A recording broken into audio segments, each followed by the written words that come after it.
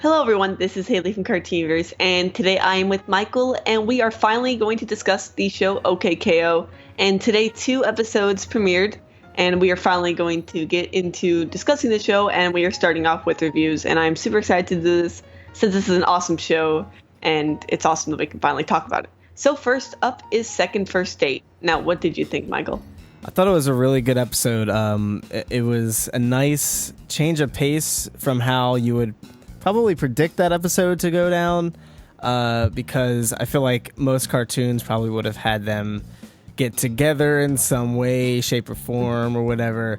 But I liked how they kind of went against the mold. It seems like we can talk about more about this later, but it does seem like Rad may have some type of feelings with Enid, which may come into play at some point.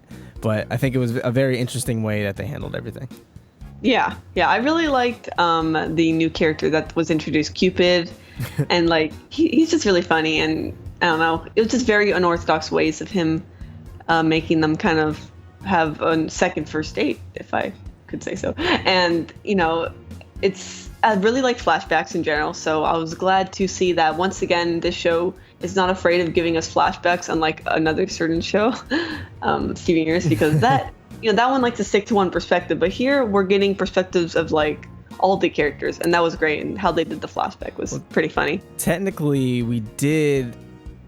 I think I don't know if that's correct or not. I may be totally wrong, but I think they actually do keep it with KO's perspective, because all the flashbacks we've gotten have been directly told to KO or shown to KO, as like the Cupid eye thing literally showed them.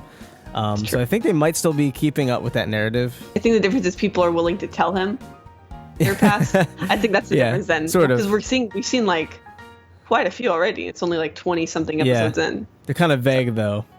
Vague and saxophony. Yes. Well, hopefully we get answers to that soon. Yeah. So an interesting thing in the flashback, we saw Elodie again, and from a recent episode, I forgot what the name of that one was, but it's one of my favorite episodes. And the whole flashback of Elodie and Enid and their story, that was great. And Elodie's kind of, I don't know, herself, I guess. But this is before obviously all that happened with them and their fight.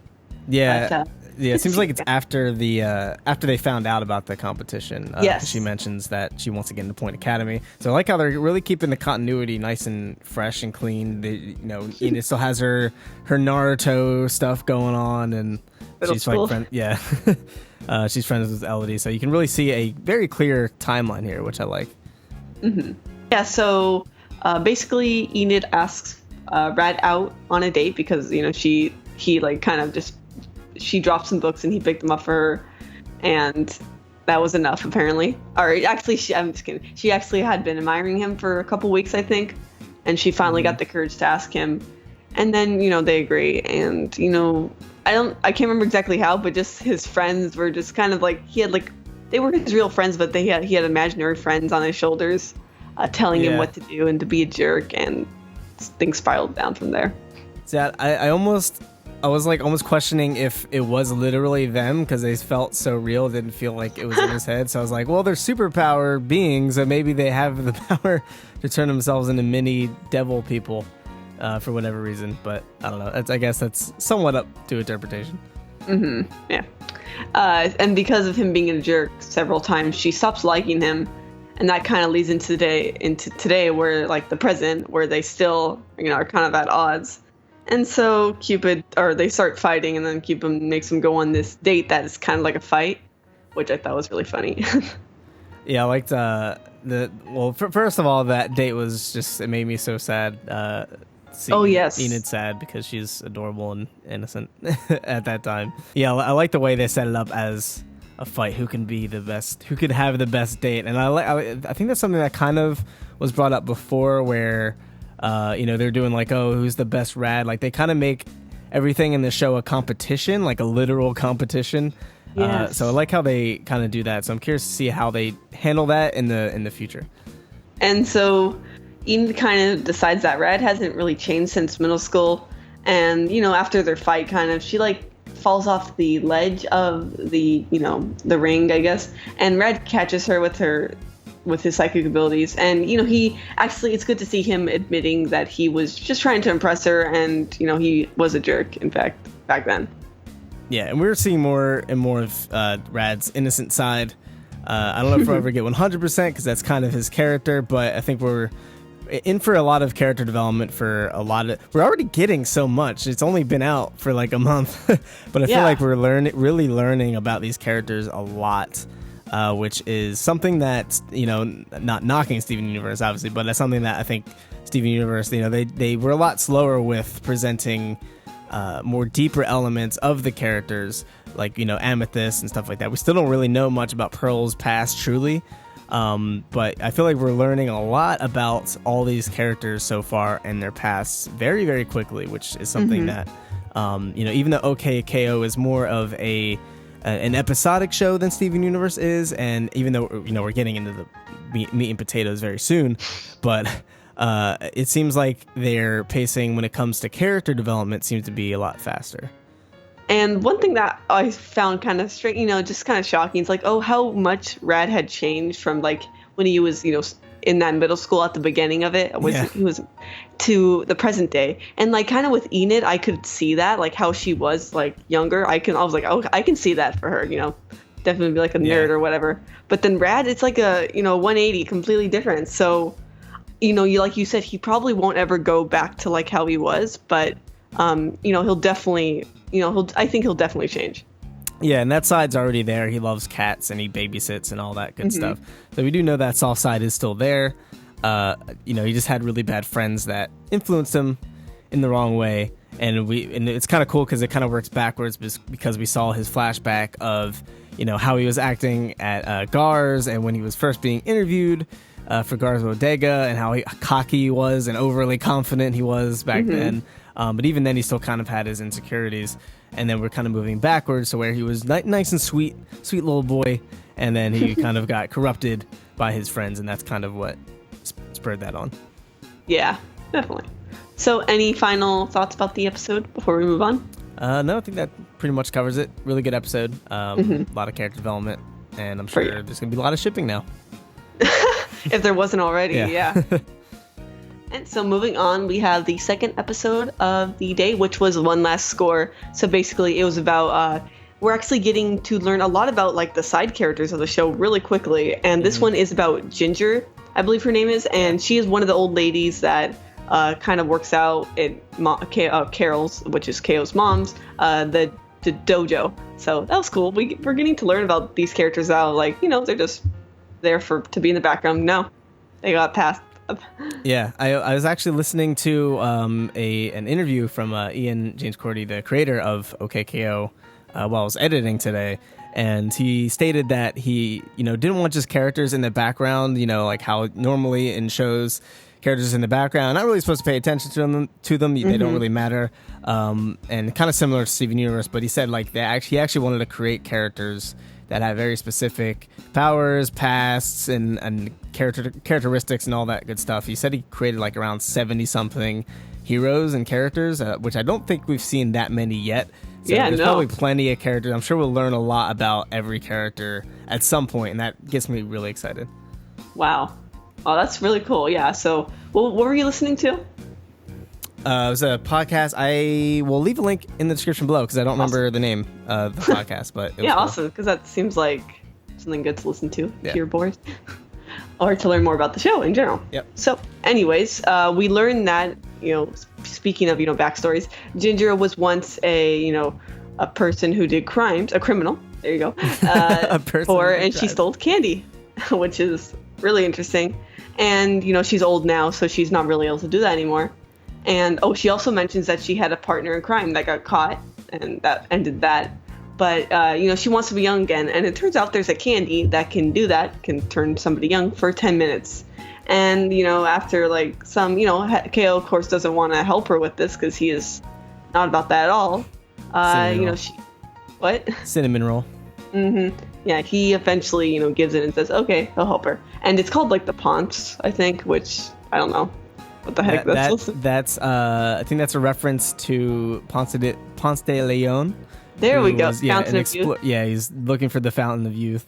So that was a nice little nod. And so, yeah, he agrees to that they can steal it if they return it later, which makes no sense because you eat a candy. But, KO's logic. He just wants to feel better about it. Yeah. So she makes a plan, and it's funny because she mentions that there's always a double cross at the end, but she says she won't do that. And they almost manage to get away with it, but they don't. They get caught. And, she kind of, yeah. And she's like, of course, she's like, oh, KO, it's KO's fault that, because she's an innocent old lady. Why would she do this? So she makes KO take the blame. And she admits she never had a partner, so there was a double cross. But it turns out they were all double crossing each other, multiple layers. I was so confused because she took off her face and he took off his face, and it was the other way around. I was like, what? I'm so confused. What's happening? And then it was weird. And then it turns out the whole thing was staged and fake. It was all the people from the dojo, and it was just a mess. Yeah. And of course, at the very end, it's kind of funny because he kind of like sticks his hand out, and he has the real Ponce. And then she kind of like eats it off his hand, and she transforms. I don't even know if it works or if it did. It obviously wasn't much of a difference. Yeah, I think that was the joke. Is like that's how she looked in her youth. Yeah. They had an amazing Sailor Moon animation. Yes, exactly. When cartoons do that now, I love it every time. Yes, your thoughts? Yeah, I liked how that one was a little different because it was just like complete misdirection. It was still an old lady, just it changed her hair color.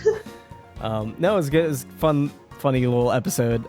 Nice contrast to what we're probably going to be getting in a few days. We're just going to get a lot more sinister, and that's when the theories start. Yes.